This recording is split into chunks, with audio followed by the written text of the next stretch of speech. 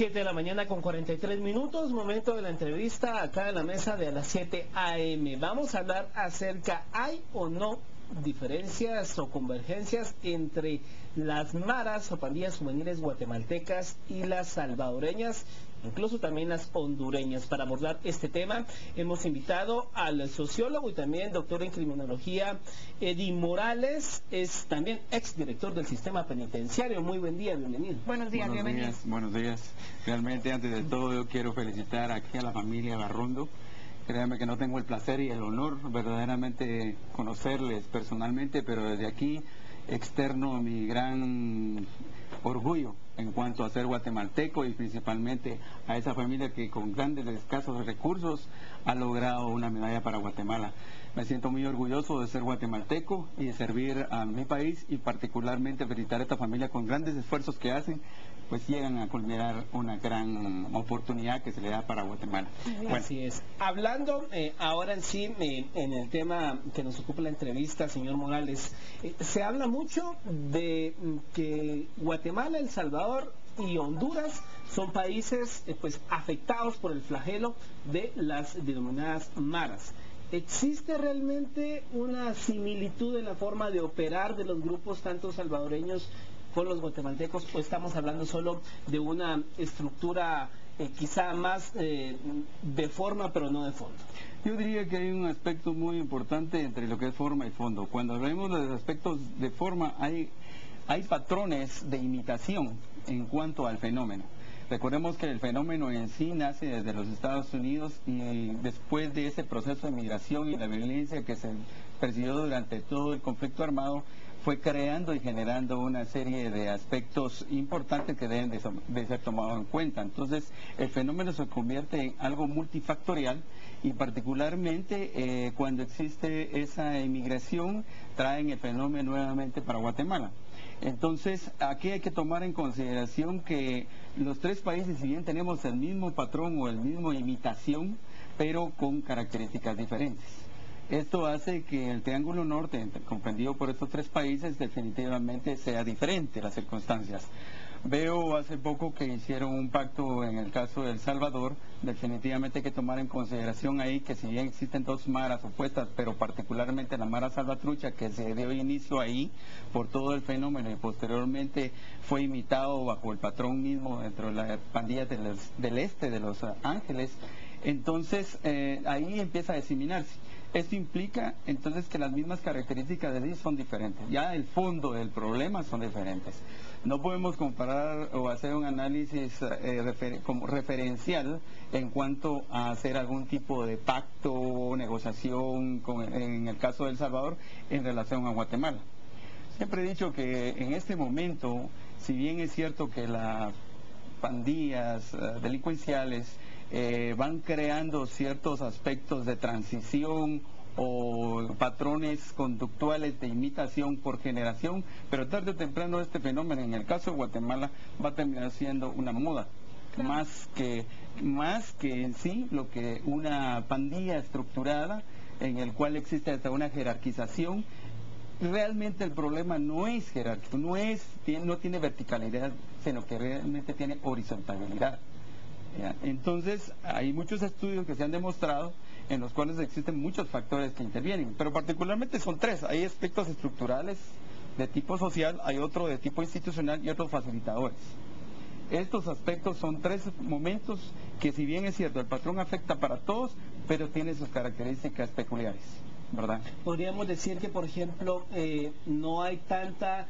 Se habla que a veces la pandilla o la mara pudiese ser un pequeño brazo del narcotráfico en cuanto al menudeo. ¿Esa misma condición aplicaría para Honduras y El Salvador? Bien, lo que sucede es que acá precisamente la expansión del narcotráfico dentro de todo lo que ha sido particularmente Triángulo Norte, recordemos que somos la antesala de México y en los Estados Unidos, y de cualquier manera esa expansión se ha venido dando en diferentes momentos. Y esto ha ido creando las condiciones para que realmente se vayan involucrando las pandillas juveniles delictivas, porque ojo, cuando hablamos de pandillas juveniles estamos hablando, todos nosotros hemos sido de una u otra manera pandilleros porque nos gusta estar compartiendo con nuestros amigos. La diferencia es ese aspecto cuando se forman con un sentido delincuencial. Entonces, posteriormente se convierte en mara.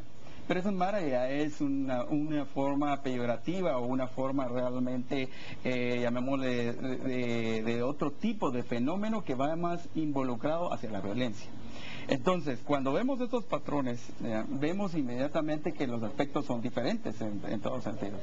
Entonces no podemos nosotros hacer una comparación similar y el fenómeno atacarlo de la misma manera. Cada país tiene sus circunstancias y tiene sus diferencias.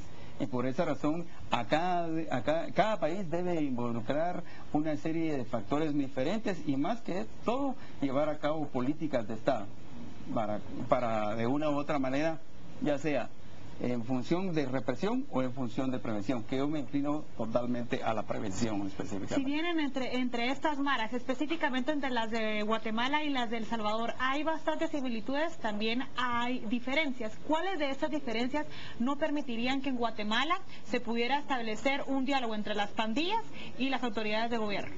Mire, particularmente partimos de que si existe, podríamos tener una especie de diálogo. Bueno, la pregunta es ¿con quién?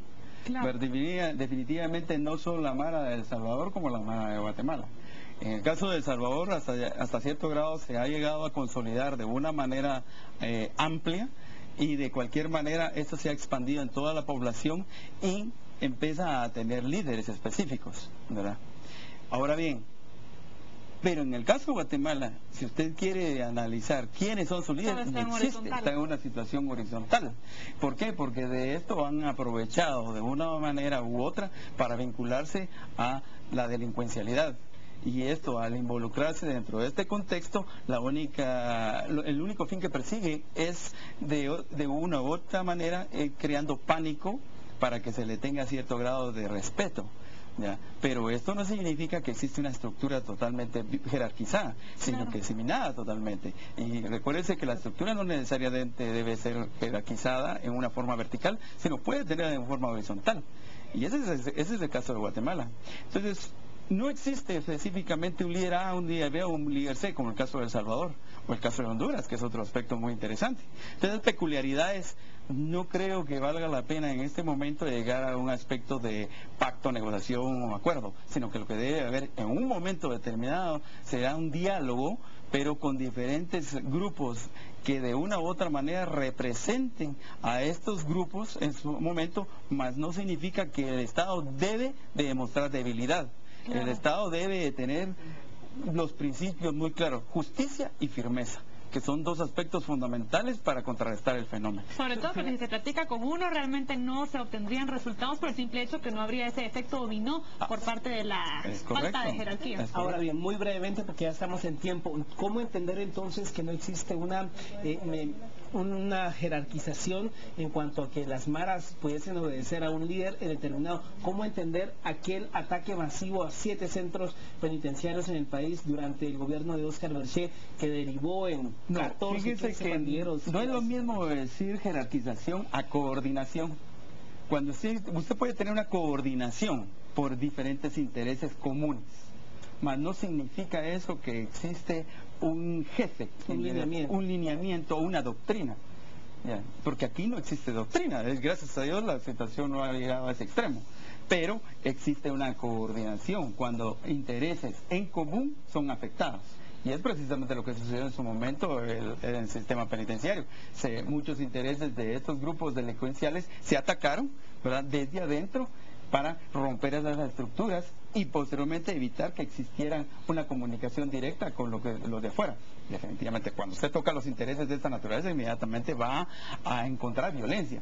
Y no significa que nosotros vayamos a contrarrestar ese momento con violencia, porque violencia va a generar más violencia. Lo que aquí realmente se necesita es programas verdaderamente bien institucionalizados y particularmente establecer una política criminal de Estado, que no existe, una política para la juventud, ya, que tampoco existe. Hay muchas falencias que de cualquier manera esas políticas que requeriríamos nosotros, que deben, unas políticas públicas de Estado, deben de ir encaminadas a la prevención de la violencia, deben de ir encaminadas a fortalecer a la juventud, deben de ir encaminadas a cómo contrarrestar y contraatacar y reprimir el fenómeno.